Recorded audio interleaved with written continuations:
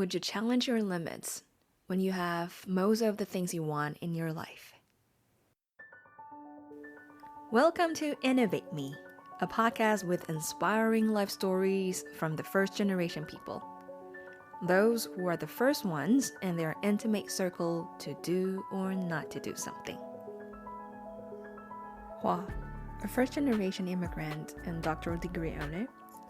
In the last episode, she shared her path to become an optometrist, eye doctor, and how she then decided to expand her teams and horizon to step into the real estate industry and help others to realize finance freedom.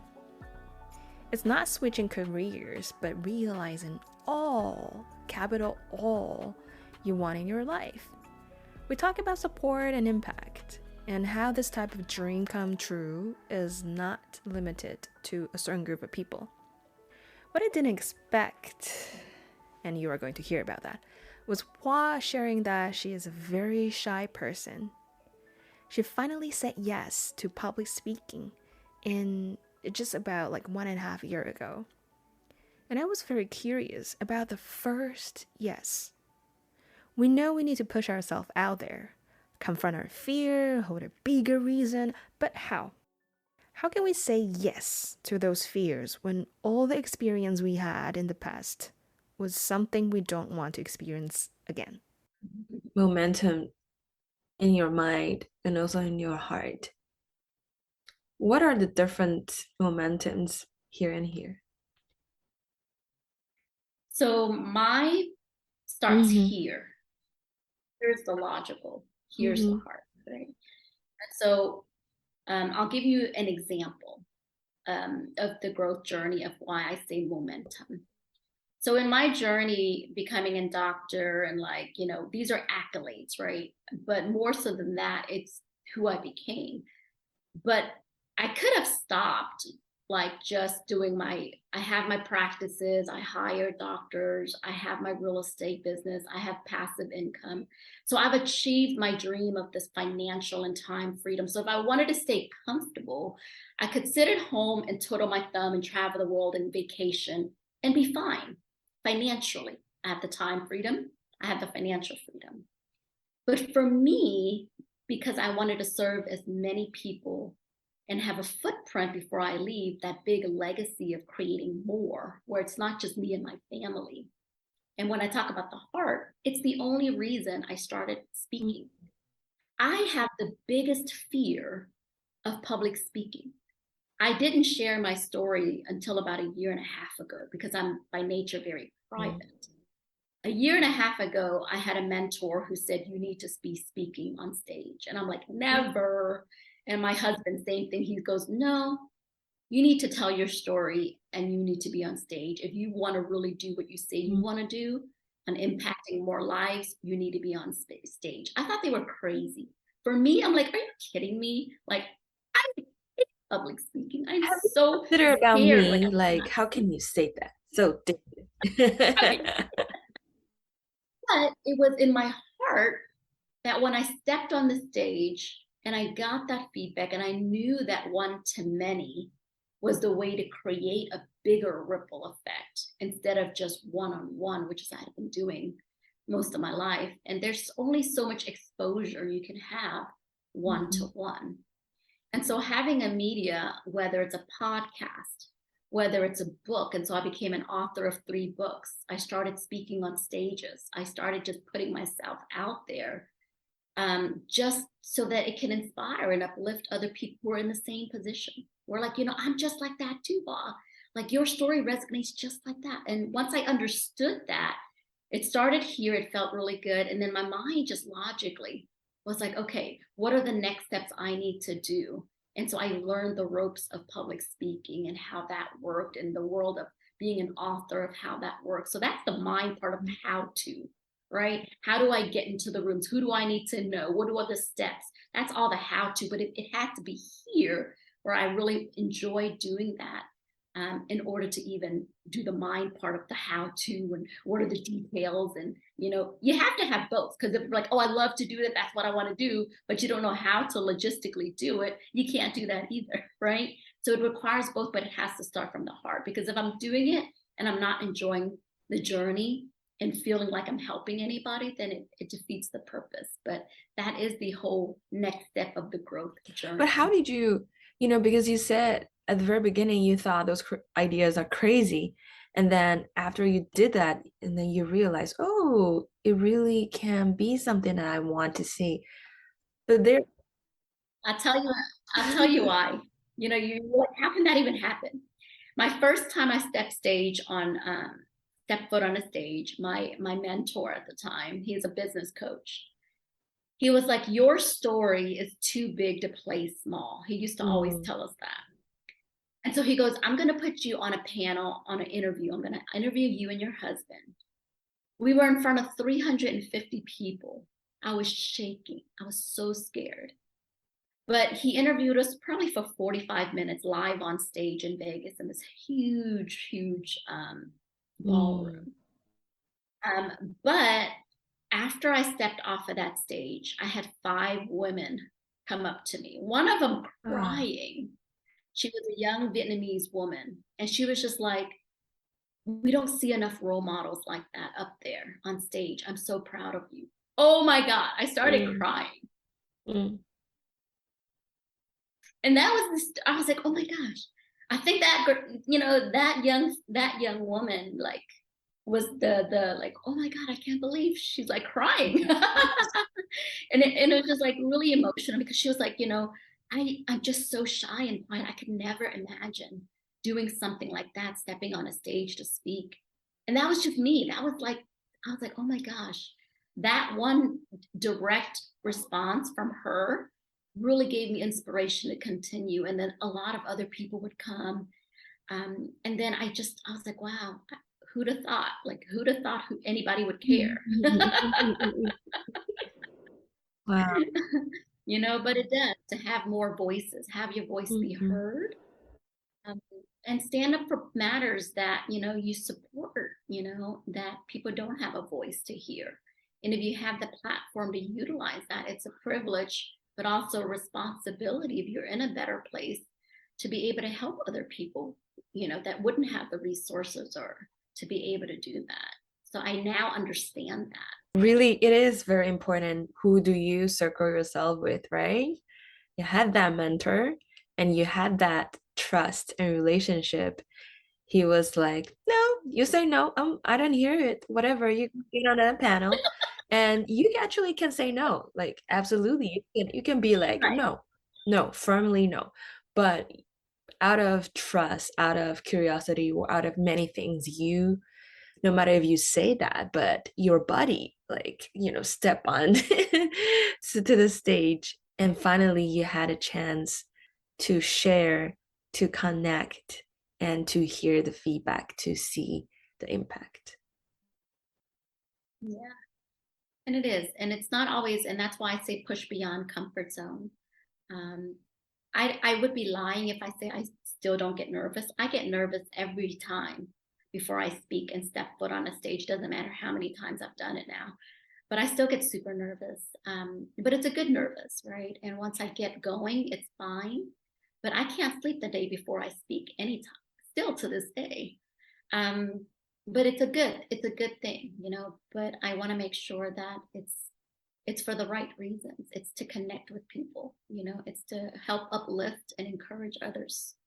And it's great to get the feedback, because then it's like, okay, did I actually, because if no one gives you any feedback, you don't know if Right. Am I making a difference? What am I doing? So it helps, but it is, like you said, having a mentor, having someone to believe in you is encouraging, so selecting the right people is critical. And my husband was very encouraging, and still to this day, he's always been the one who pushed me to encourage me to speak, to write a book, to get my story out there. And because he would always be telling my story, and so he's like, you have a big story, like you should share it. And he does too, but he's always so supportive of me that, he likes that I take the stage. And now I've enjoyed it, but if you can get past your discomfort in that first 1 or 2 minutes, and just do it regardless of what your mind and every emotion that tells you no. If you could just overcome that and just force yourself to get past that 1 or 2 minutes of discomfort, it's fine. So enjoying doing the public speaking does not mean that you don't feel nervous. Does not mean that Absolutely. I still feel you very don't get the uncomfortable moment or the voice inside your heart saying, no, no, no, no, no, no, let's get down, or, many little voices out there. I know that like once I'm done on stage and during on stage and the interaction and the feedback I get, I mean, that's what keeps me going, so and so I enjoy it, but it doesn't mean I'm not nervous. Every time I'm still nervous. And it's the same thing in business. Every time I do a real estate project, I still get nervous. But it doesn't mean that, I don't enjoy the process. It's just it's true emotions, right? And you have to just go through the process and get fear, because fear is what holds most people back. And what people were always asking, well, how do you get past the fear? It's not that I get past the fear. I do it in spite of the fear. Fear doesn't just magically leave. I'm serious saying, I'm always here. Fear's always there. But you have to train. It's like a muscle. You have to train yourself, because only you yourself control those emotions and suppress, and deal with those and what those voices and those fears. But if you have a method of like, okay, if I de-risked as much as I could, my due diligence, or if I'm speaking, like, what are the pro side of this? Like, what is the true impact of this? Why am I doing this? And if I can understand and stick to that clarity, then I will push through regardless of my fear. And that's what helps me go. People are like, you keep doing this and this and this and this. Are you not fearful? I'm like, always, always. But I don't let fear paralyze me. I go forward. And if I fail, it's okay. I'll learn something from that failure and I'll keep moving forward. And that's why I fail. When people are like, do you ever fail? Absolutely. If you didn't fail, you haven't tried hard enough. You have to keep going.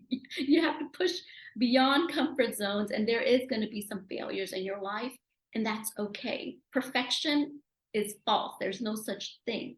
It's progress, right? We always hear progress over perfection, but people get paralyzed in trying new things, or people get scared of what people think of you, right? And I think that's the biggest hurdle for people, is the perception of what people think of you. You will learn. It's a growth. That's why it's called a growth journey. The growth journey, while you don't really let other people hinder you by whatever they're saying. But how do you manage? I mean, well, I know, like, when I fail, I have to tell myself, saying, hey, it's because you get out of your comfort zone. That's a good thing. Or, yeah, I know, but it's still, It still doesn't feel good at the moment, right? And so you have to, yes, but then you evaluate, well, what happened? Why did it fail? What lesson can I learn from this moving forward? And I think that's the biggest thing. Do you feel crappy, or do I feel crappy every time or any time I fail at something and I let myself down or other people down? Absolutely. But you can't let your mind keep going over that, right? You have to learn, okay, well, this is what happened. Sometimes it's in your control. Sometimes it has nothing under your control. Like, it's out of your hands, right? But whatever the reason, it's a lesson. It's like, okay, you just got to build muscle and get back up and know that it's normal. I think the more you normalize failure, that it's part of the growth journey, the more that you're okay to move forward. And that was hard for me. The first time I failed, it was it took me a while to get over it, because I was so ashamed. I was so ashamed because I'm such, in my mind, I was such a perfectionist. I'm like, oh, okay, I know I'm always top of my class. I was valedictorian. I hustle, I bustle. I was not exposed to failure. The first time I failed, I hit myself really hard, and I was so shameful. I couldn't tell anybody. And I was just like, oh my God, what is my family going to think? I can't tell my family. I can't let anybody know. And so I dealt with that shame for a while. before I finally let myself go. But because of that failure, then when I started finally getting myself out of that, it was my first failure, like big failure. Once I got out of that, that was the biggest jump for my growth and being stronger. So you do build a lot of strength through adversity when they, you really do. But you have to figure out, and it's trial and error. There's no handbook to really guide you. And especially during those times, it was just like, but I knew that like, hey, it'll be okay. I just need to get myself and move from the past and like, what can I do now in the present, moving forward? I know I'm hardworking. I know this and that about me to be true. Let's move forward, right? But it's not like, oh, always be positive and, no, I mean, we're humans, we will go through emotions. But the more strategies you learn, and I started reading more and listening to certain podcasts and hearing positive, the more you feed your brain positive things, your subconscious mind will naturally start gearing that way a little bit more. So I started like things that I never did as a young. I listened to a lot of like motivational speakers just on my way to work, just in my day to day. So like I'll listen to Jim Rohn, I'll listen to Tony Robbins, I'll listen to Ed Milet, Zig Ziglar, Les Brown. And so there's so many resources that are free you could just listen to on YouTube. But just subconsciously, those voices, that's what you program in your mind. And that's what gets me out of dark places. I'll start to read. I'll start to listen to videos, inspirational quotes, inspirational videos. I'll listen to comedy. Laughter is great medicine. I'll listen to the weirdest videos that will just crack me up. Remind yourself how to laugh. You're like, oh, that's so silly that I put myself in that hole for, and I was so hard on myself. I was like, so hard on myself. I was like, what are people going to think of me? And if they knew that I failed. And now I tell everybody I failed. And I'm like, I want to tell all the younger people out there that it's okay, that you don't need to beat yourself up. Just learn from it and move forward. And it's okay to feel those emotions, but temporarily. Don't let yourself dwell on those negative emotions for too long. So it's there, but we are not going to allow this to stay for too long, and we learn from it.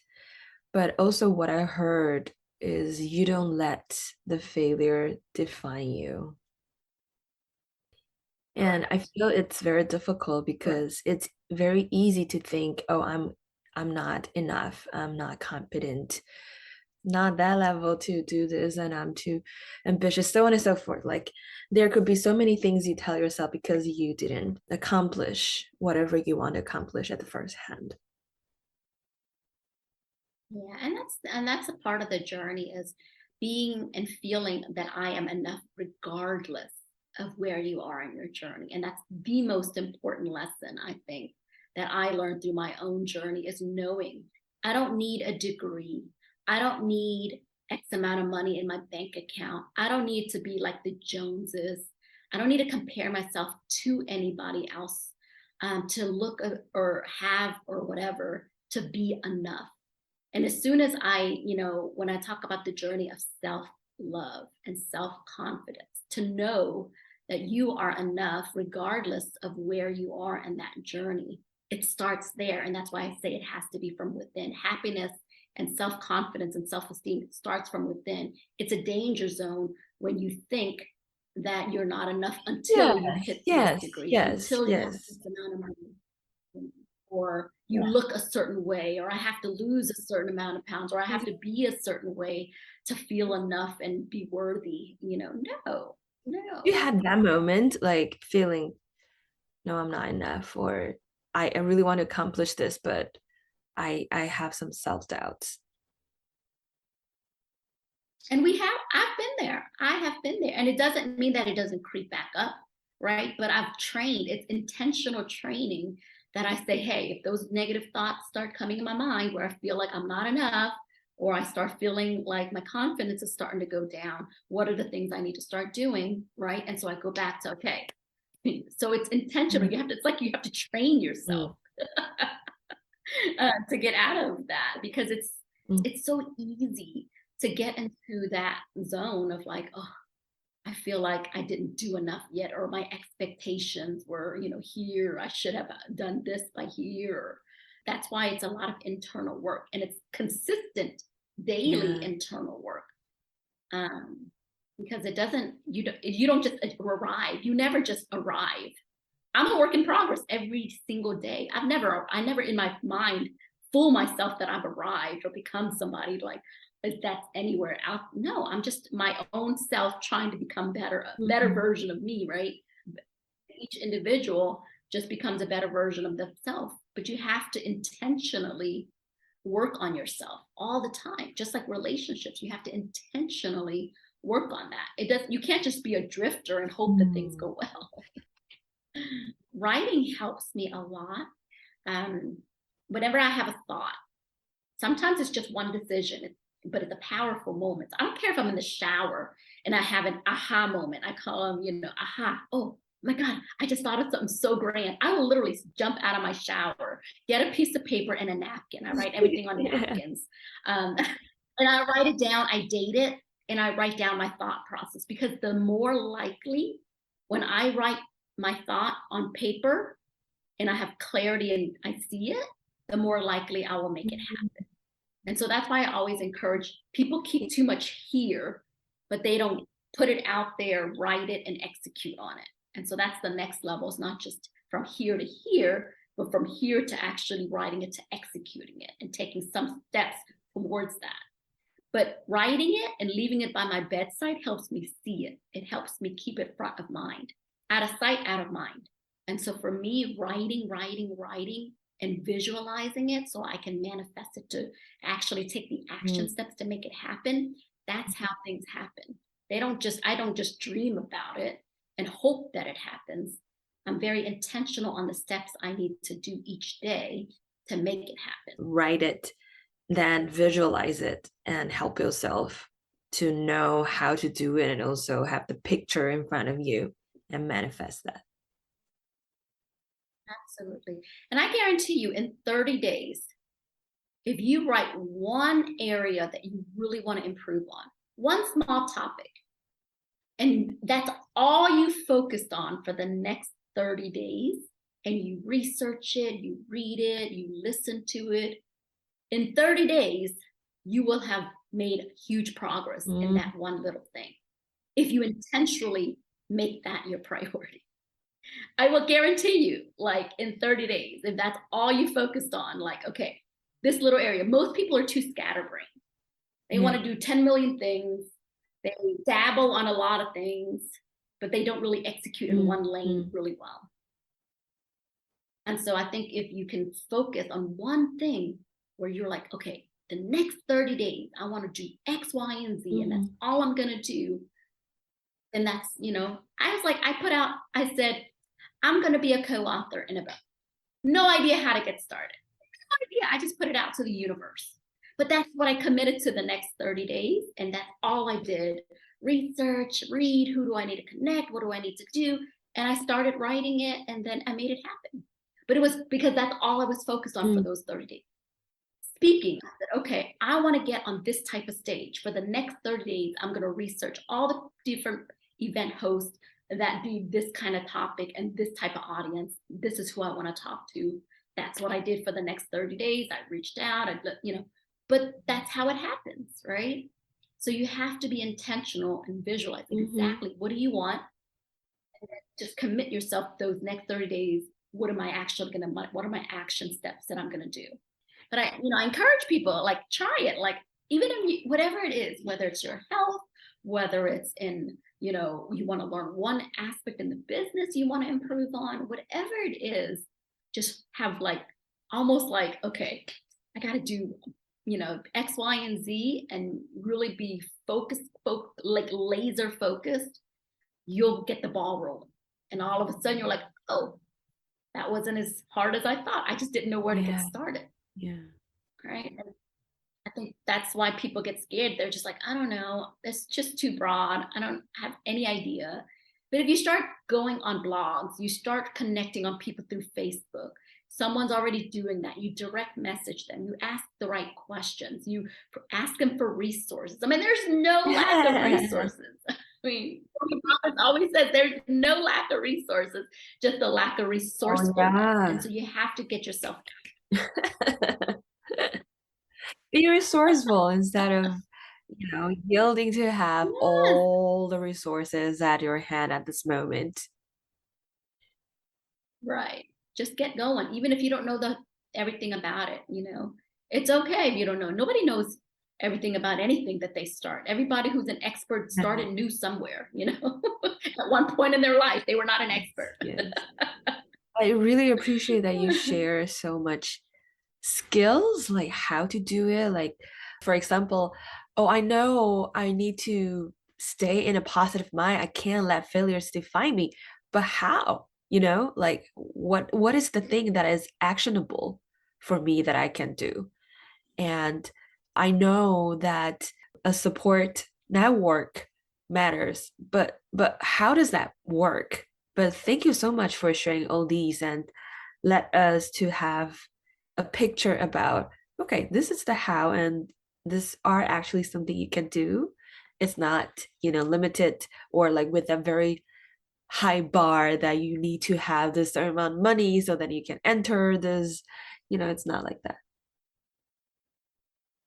Right. It is. And, you always have to have checkpoints with yourself, is what I'm doing in alignment with what I want in life? Like, am I being true to myself? And I think that's the biggest key is as long as you're true to yourself, at the end of the day, when you look in the mirror, are you proud of yourself, of who you are?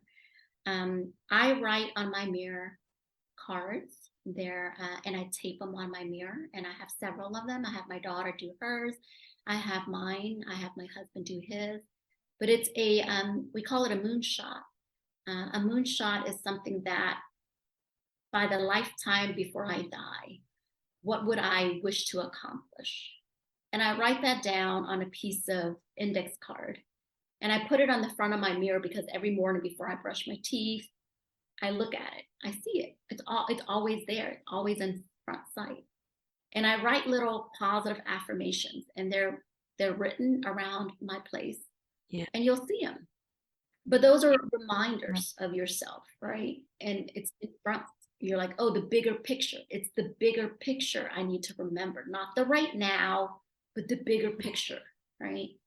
And so I encourage people to have that and have it visible. People talk about vision boards and different things, but it's the same concept of having that in the forefront of your mind and being to visually see it. And we have vision boards, but I have that little just reminder. I had my daughter do it, and she goes, "Mom, can I change it?" Yeah, that was a year ago. I'm like, you can change it any day you want. Constantly change it. My moonshot today is not going to be my moonshot probably in a few years. Yeah. And it's so lovely that as a family you do this together, so you can be in the journeys for each other because that's what you want to accomplish. And you talk about wins, but I think talking about challenges is good with your children. Like my daughter and my husband, we do a family every night, share 2 wins and 2 challenges of your day today.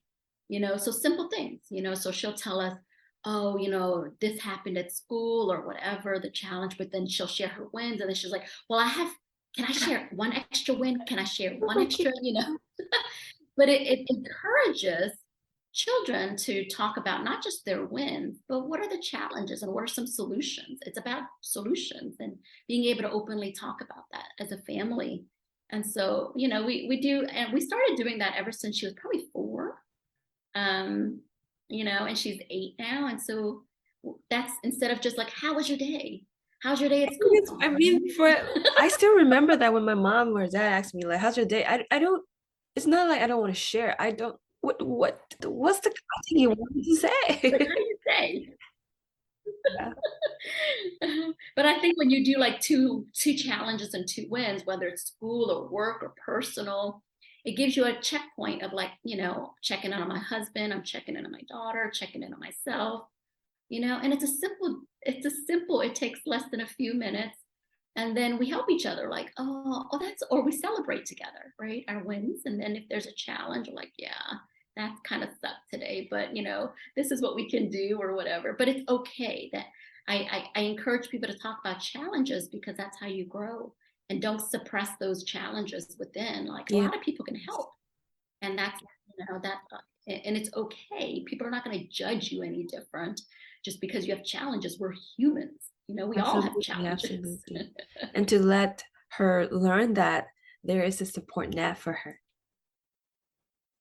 Exactly. And exactly that she's okay, that she can always come to us to express her emotions, negative or positive, right? And that it's not, she doesn't have to put a face on that everything is la la and positive and great. We don't want that. I see. So for people out there, they are in their journey trying to achieve what they want, become who they want to be. Is there anything else you want to say to this group of people? You know, I would say, you know, I don't use the word try to be something. I am is a very powerful statement. And so when you focus on the things that you're proud of at this current moment, and the more you say, I am going to achieve, you know, and just in those instead of, well, I will try and things like that.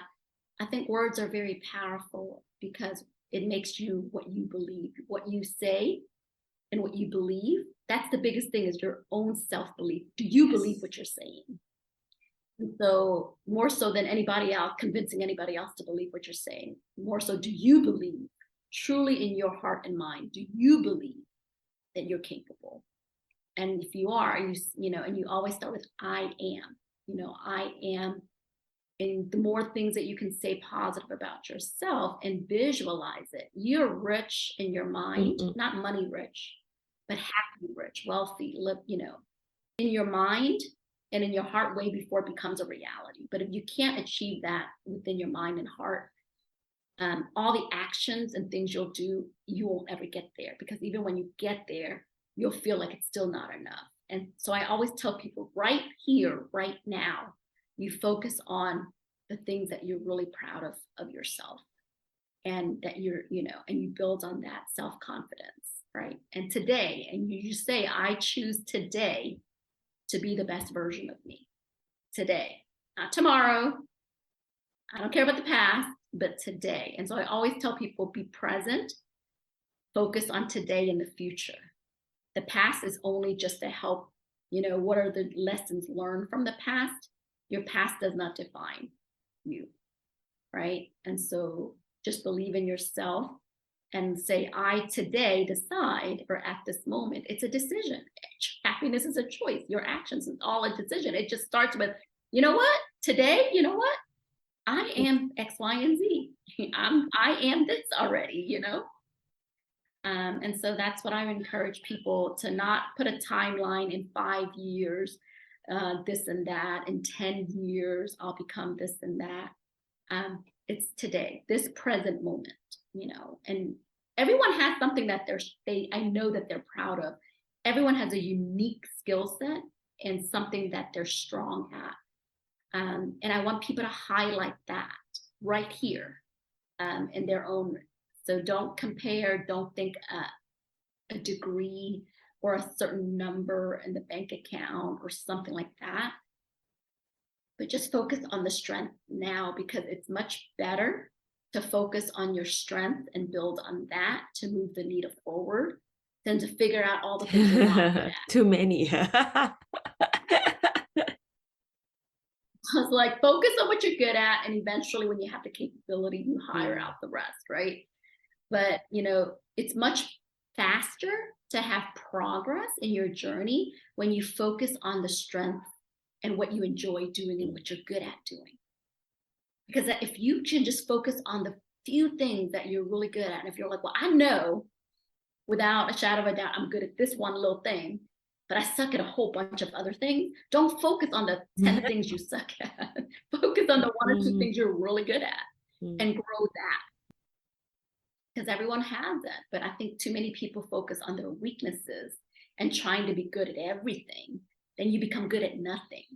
You don't scale fast enough in that one lane. And there's only so much of you can't do everything, you know? And so I always tell people, I'm not good at a lot of different things, but I know I'm good at these things. And that's my strength. That's what I focus on.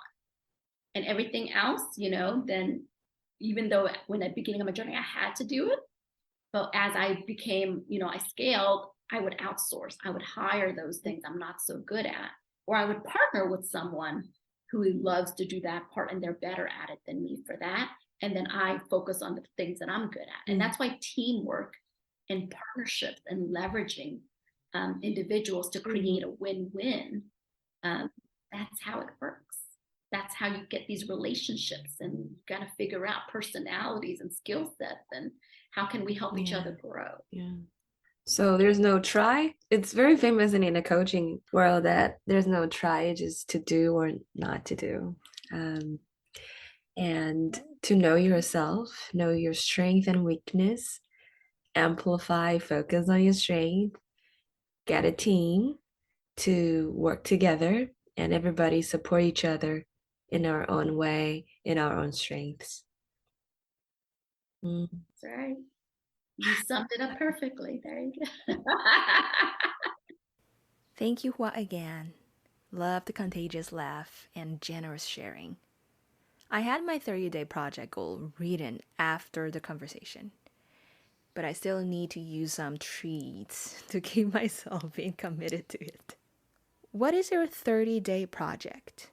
Please share your ideas and get your accountability buddies to keep you on this 30-day journey. If you want, email me your 30-day project goal. I would form a group to keep us accountable together. Email me at innovateme.solution@gmail.com. You can also find the email address in the podcast description. Let's do it together. 30 days, we can do it. Thank you for listening. Thank you for giving the podcast review, subscribing, and share the stories you love with your friends. You know how much it meant to me. No matter if you're already in your journey becoming who you want to be, or just at the door to step out. Enjoy life, enjoy now. See ya!